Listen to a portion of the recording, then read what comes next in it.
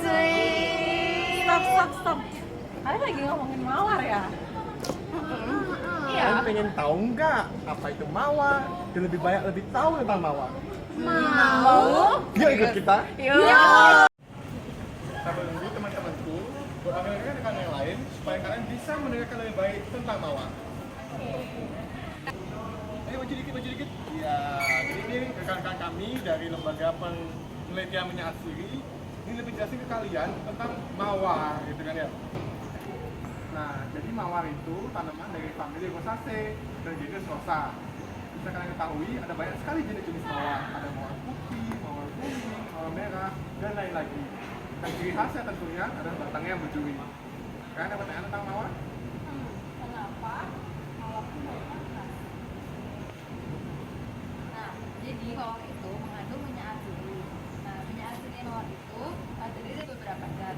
Di antaranya dinol, propanol, dinolol, feniletilalkohol, dan lain-lain. Nah, kebanyakan di dalam minyak asiri mawar itu adalah propanol. Jadi yang bisa kalian cium itu propanol.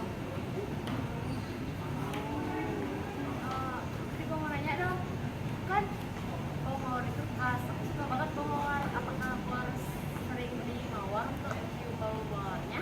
Oh, saya tidak. Sekarang ini ada yang namanya minyak mawar. Nah, minyak mawar itu dari minyak asli yang tempat saya jelaskan tadi. Nah, gimana sih cara buatannya? Pasti kalian penasaran kan? Nah, itu bisa didapatkan dari ekstraksi. Nah, ekstraksi itu bisa dilakukan dari 3 cara. Pertama itu dengan menggunakan larutan yang mudah menguap, yang kedua dengan lemak dingin, dan ketiga dengan lemak panas. Nah, aku akan jelasin gimana sih caranya buat dengan lemak dingin atau enflorasi. Nah, enflorasi itu pertama kita kan harus nyiapin bahan utamanya, yaitu bunga mawar. Nah, bunga mawar itu direndam di dalam heksan selama 1 hari. Nah, setelah itu kita siapin wadahnya ya. Wadahnya itu berupa nampan yang dilapisi dengan kaca. Nah, setelah dilapisi oleh kaca, kita olesi dengan lemak setebal 0,5 cm. Setelah itu kita taburi bunga mawar di atasnya. Setelah itu kita diamkan selama 6 hari. Nah, selama 6 hari itu setiap harinya kita harus mengganti bunga mawar itu. Nah, akan didapatkan campuran lemak dan minyak asiri dari mawar. Nah, lemak minyak asiri dari mawar itu selanjutnya dimasukkan ke dalam beker gelas lalu ditimbang. Nah, tidak berhenti sampai di situ. Lemak yang kita dapatkan kan harus dicampur dengan minyak asirinya. Nah, kita melakukan ekstraksi dengan bantuan aseton dan hekson. Nah, itu dilakukan selama 1 hari, dilakukan dengan cara mengaduknya selama 20 menit dan akan dihasilkan minyak asiri. Selain itu ada cara lain yang dijelaskan oleh saya. Yang kedua, ada ekstraksi. Sama seperti yang tadi, kita harus menyiapkan bunga mawar tentunya. Bunga yang lain ya, bunga mawar, lalu kita rendam dengan rebusan selama 1 hari. Setelah itu kita siapkan tempatnya, lalu kita lapisi dengan kaca, lalu kita lapisi dengan mentega putih, jangan terlalu tebal, cukup 0,5 cm aja. Habis itu kita panaskan pada suhu 80 derajat selama 15 menit. Ya, habis itu kita taburin deh bunganya di sana. Habis itu kita pisahkan, lalu diamkan selama 6 hari. Dan selama 6 hari itu nggak cuma didiemin, bunganya itu diganti setiap harinya. Ya, lalu bunga itu dipisah dari lemak-lemaknya, dipindahkan ke beker gelas, lalu dilakukan ekstraksi menggunakan etanol 96%, heksan 30%, dan menggunakan aseton 80%. Setelah itu dilakukan evaporasi untuk mendapatkan hasil yang absolut. Setelah itu baru kita mendapatkan minyak mawar tersebut.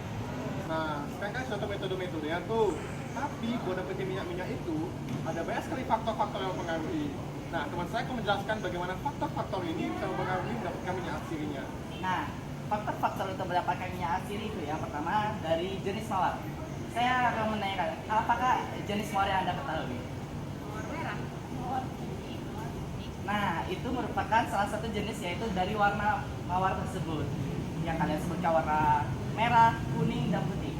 Nah, selain itu terdapat juga berdasarkan jenis dari lokasinya, yaitu misalnya di negara Indonesia itu bunga mawarnya pasti berbeda kan dengan di negara lain.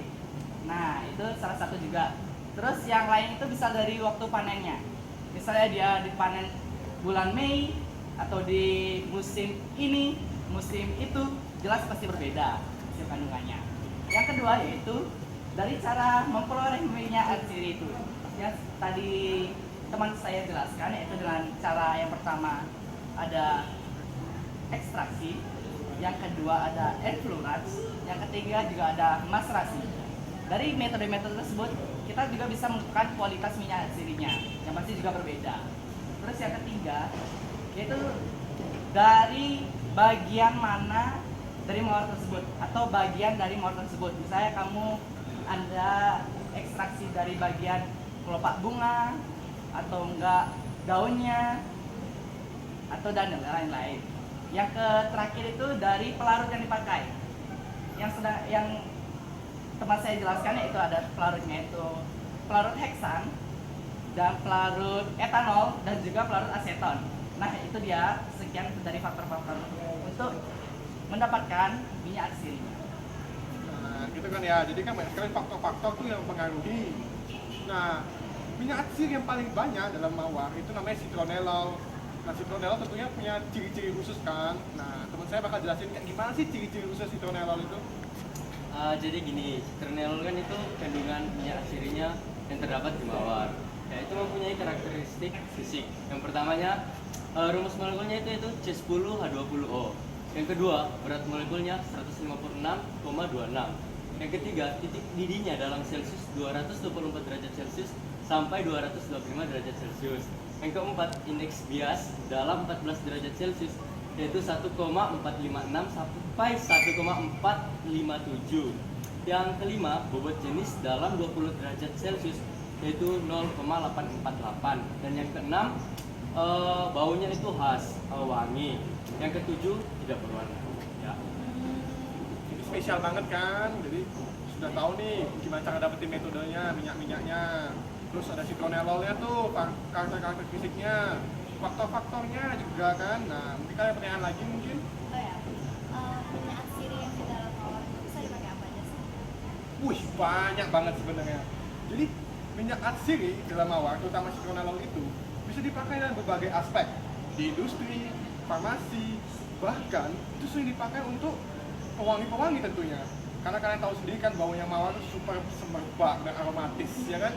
Jadi itu sering dipakai untuk bahan tambahan, misalnya pewangi ruangan, atau misalnya dipakai untuk parfum, untuk sampo, hairspray juga dipakai mawar ini supaya semakin harum gitu kan ya.